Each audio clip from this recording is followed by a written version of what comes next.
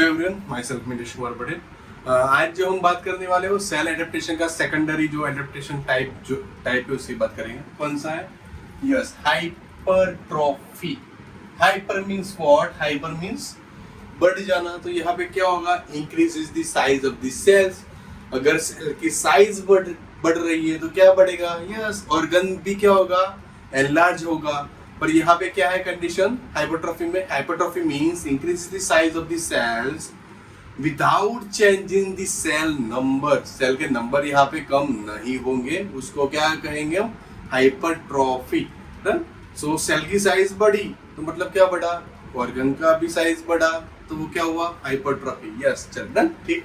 चले, यहाँ पे भी सेम चीज हमको करनी है जो हमने अर्लियर बात की थी कि हर एक सेल एडेप्टेशन की जितने भी टाइप है उसमें हम दो एग्जांपल देखेंगे। पहला वाला जो है फिजियोलॉजिकल एग्जांपल और दूसरा वाला है pathological example due to the some disease. चलिए स्टार्ट करते हैं। So first one is the physiological hypertrophy. What is the physiological hypertrophy? तो फिजियोलॉजिकल हाइपरट्रॉफी मींस व्हाट? उसमें एग्जांपल में क्या हम लिखेंगे? Increase the size of the uterus during the pregnancy. Pregnancy में क्या होगा? प्रेगनेंसी में यूट्रस की साइज बढ़ती है। पर यहाँ पे दो एक कंडीशन, यूट्रस की साइज जो बढ़ती है यहाँ पे उसमें सेल नंबर भी बढ़ते हैं एक्चुअली, तो वो भी एक हाइपरप्लासिया में भी हम सेम एग्जांपल लिख सकते हैं यहाँ पे, वो थोड़ा याद रखना है आपको। सो फिजियोलॉजिकल हाइपरट्रॉफी एग्जांपल क्या लिखेंगे हम? Increase the size of the uterus during the pregnancy. अब वो यूट्रस की साइज क्यों बढ़ी? Why? Yes, because of the accommodation of the baby. Uterus के अंदर जो बेबी ग्रो होने वाला है ड्यूरिंग दी 9 मंथ, वो ठीक से वहां पे रह पाए, घूम पाए, फिर पाए, उसकी वजह से यूट्रस क्या करेगा? अपना साइज बढ़ाएगा।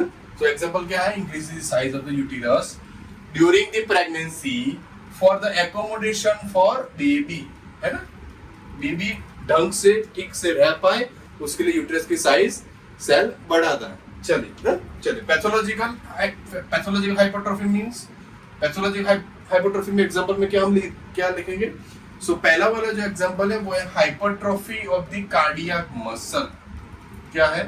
Hypertrophy of cardiac muscle. इसमें एग्जांपल क्या हम देख सकते हैं कि मान लो कि कोई पेशेंट ऐसा है, patient they have the chronic hypertension, उसको हाइपरटेंशन है।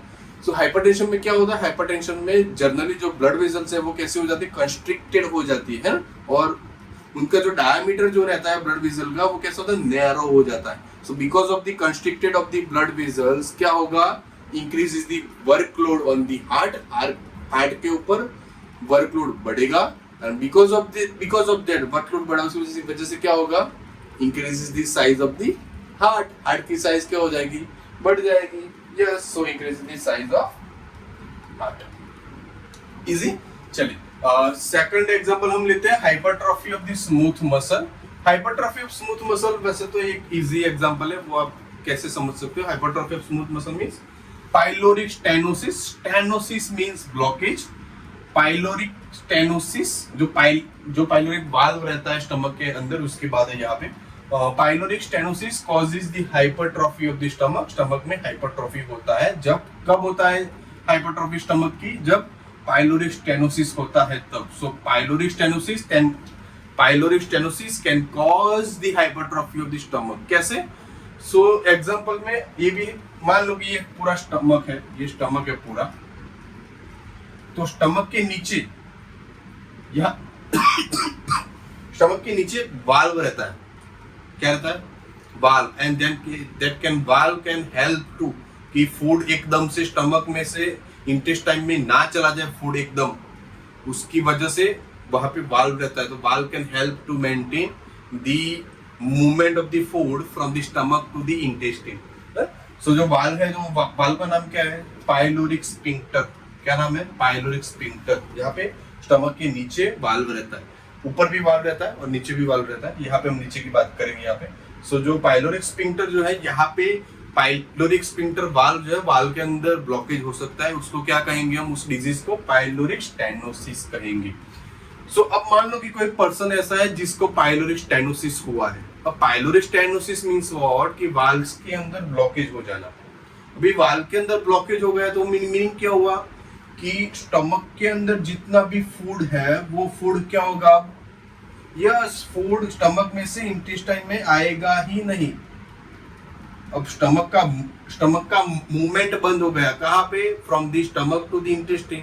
अभी मूवमेंट बंद हो गया तो फूड कहाँ पे रह जाएगा, yes food can accumulate inside the stomach, stomach के अंदर वो एक्यूमुलेट हो जाएगा, and because of that increases the size of stomach, stomach की साइज क्या हो जाएगी, बढ़ जाएगी। तो यहाँ पे जो हाइपरट्रॉफी हुई स्टमक के अंदर वो क्यों हुई, because of the pyloric stenosis, blockage हुआ वाल्व के अंदर, because of the blockage food जो है वो स्टमक में से इंटेस्टाइन में नहीं जा पा रहा है, बिकॉज ऑफ दैट कि स्टमक में क्या हुआ, फूड एक्यूमुलेट हो गया, and because of the accumulation of the food inside the stomach that can lead to the increases the size of stomach. Easy एकदम। दूसरा हम क्या ले सकते हैं, example hypertrophy of the skeletal muscles, skeletal muscles का भी हम हाइपरट्रॉफी पे एग्जांपल ले सकते हैं। कैसे, मान लो कि कोई ऐसे बंदे जो जिम में जा रहे हैं, है ना, अगर कोई प्राइमरी कोई इनिशियल पर्सन जिम में जा रहा है तो वो 10 kg 15 kg 20 kg का वेट लिफ्टिंग करेगा ना, वेट लिफ्ट करेगा, वो बढ़ते बढ़ते 90 kg या 100 kg तक भी जाएगा। तो जितना स्ट्रेस मसल स्केलेटल मसल पे बढ़ेगा तो क्या होगा, increase the stress on the muscles, तो क्या होगा स्केलेटल मसल पे, yes so increase the size of the muscle की साइज भी बढ़ेगी।